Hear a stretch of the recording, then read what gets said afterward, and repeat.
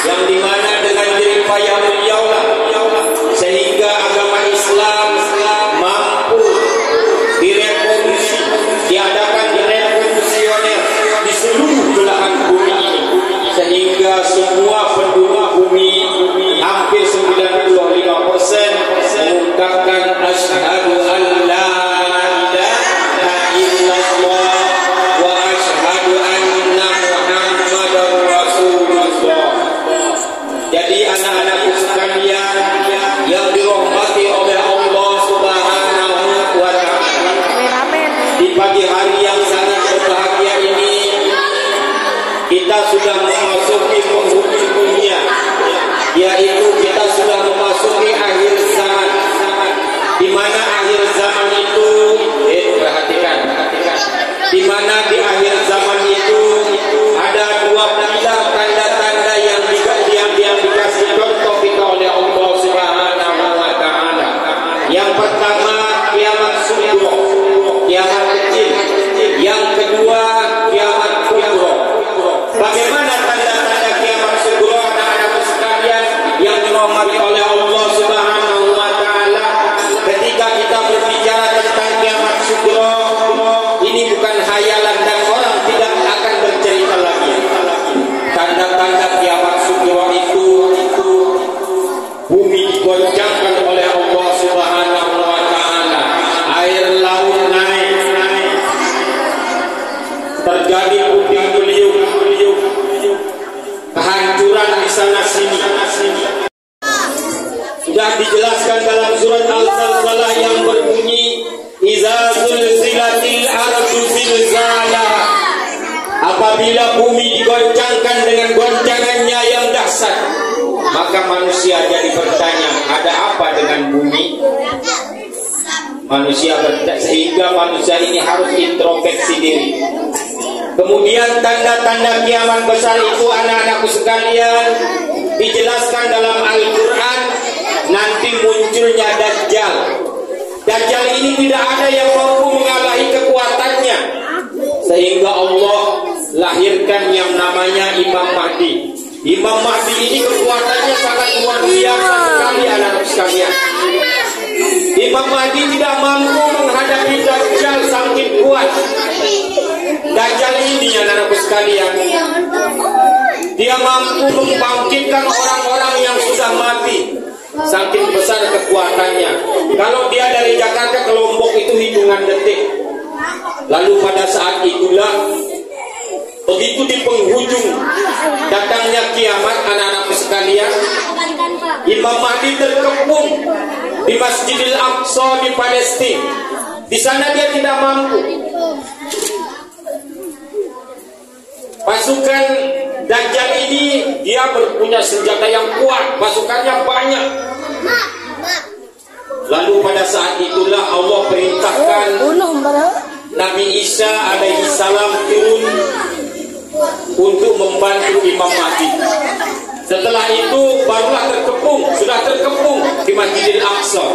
Begitu dia terkepung, diperintahkan oleh Allah Subhanahu wa ta'ala turun dari langit untuk membantu perjuangan Imam Mahdi. Lalu pada saat itulah baru Dajjal bisa dimatikan. Belum terjadi kiamat di sana, anak-anak sekalian. Lagi muncul namanya bangsa Ya'juj dan Ma'juj. Nah, setelah itu anakku sekalian, tanda-tanda kiamat besar itu munculnya matahari dari sebelah barat. Begitu muncul matahari dari sebelah barat, meteor mulai berhantaman. Matahari sudah tidak ada itu ini. Terus hancurlah bumi ini.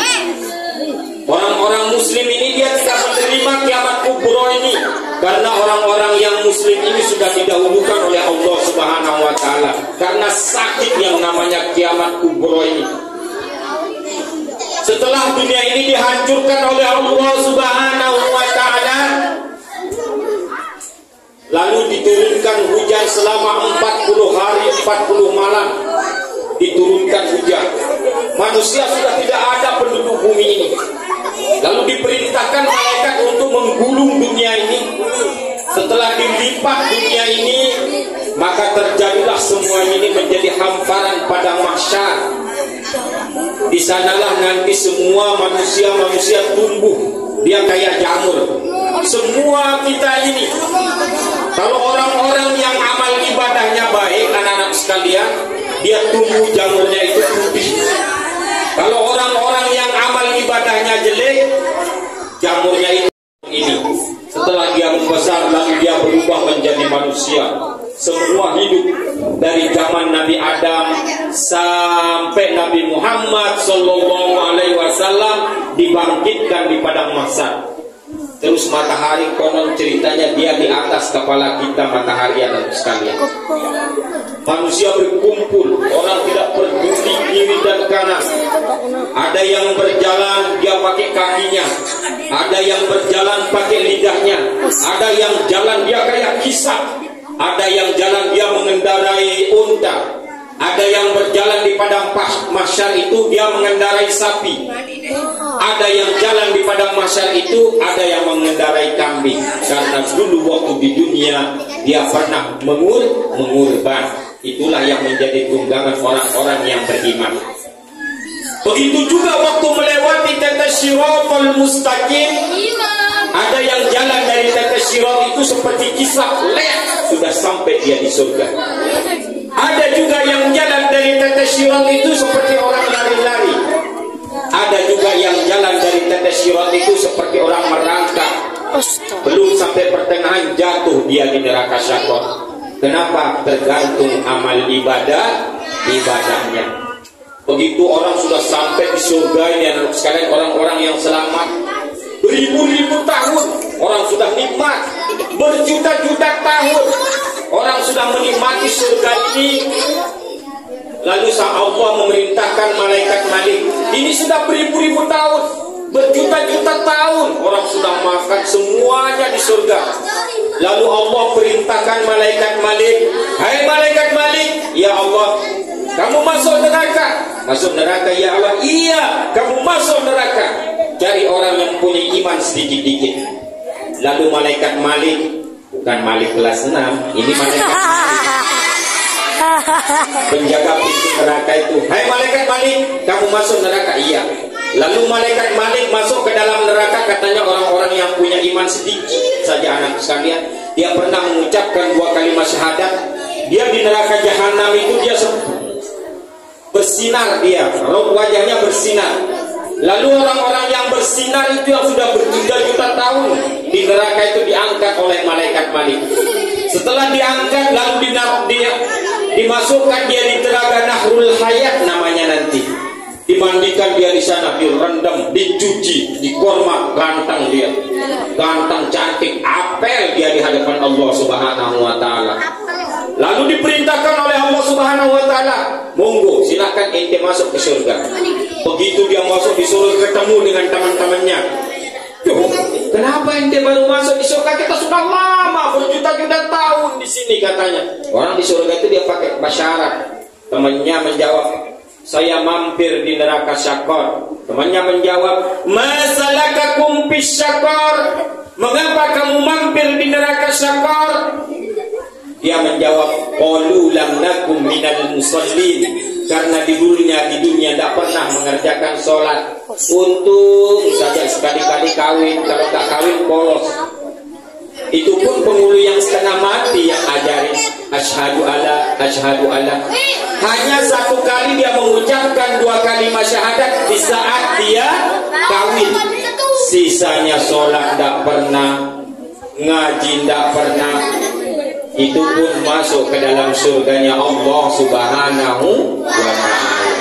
Disinilah letak Allah, kebijaksanaan Allah Subhanahu wa Ta'ala. Alaihissallahu biahkamil hakimin. Sesungguhnya Allah itu seadil-adil hakim. Jadi jangan, wah masih kita nanti masuk surga, tidak bisa anak sekalian. 1 hari kita di surga sama hitungannya 10.000 tahun kita di dunia, saking panjangnya. 10.000 tahun kita di dunia, 1 hari hitungannya di surga, lamanya yang 1 hari. Terus ini kita beribu-ribu juta tahun kita dimasukkan di dalam neraka, kita dikormak hidup ini. Kalau di dunia saja tengah malam tiba-tiba kita datang sakit gigi kita, subhanallah. Ya Allah, lebih baik saya mati. Hanya satu malam dia datang sakit gigi kita, atau tiba-tiba emak kita kambuh sakit, anak sekalian. Sehingga bagaimana oleh Allah Subhanahu wa taala itu adalah salah satu rahmat dari Allah Subhanahu wa taala. Karena orang-orang yang sakit itu dia akan kembalikan dirinya kepada Allah. Sehingga ketika kita sakit itu bisa kita buat sebagai manhajul fikr, kerangka kita berpikir. Orang-orang yang berilmu itu ketika dia dikasih sakit, dia berpikir, apala tatafakkarun. Dia berpikir, apa dia pakai berpikir? Apala ta'qilun. Dia berpikir dengan akalnya untuk menjawab semua perkara kehidupan di dunia ini. Begitu juga kita di rumah anak-anak sekalian, ada tangis, ada canda, ada tawa. Sering nangis tak di rumah? Nangis kita. Kadang-kadang sama pacar kita, sudah pacaran dia, tak bisa dia tidur nangis kita. Kadang-kadang tertawa kita dengan teman-teman kita, enak rasanya hidup. Kadang-kadang lebih putus asa kita kepingin bunuh diri. Tidak bisa anak sekalian. Ya itulah salah satu fenomena hidup untuk kita semua. Mudah-mudahan semua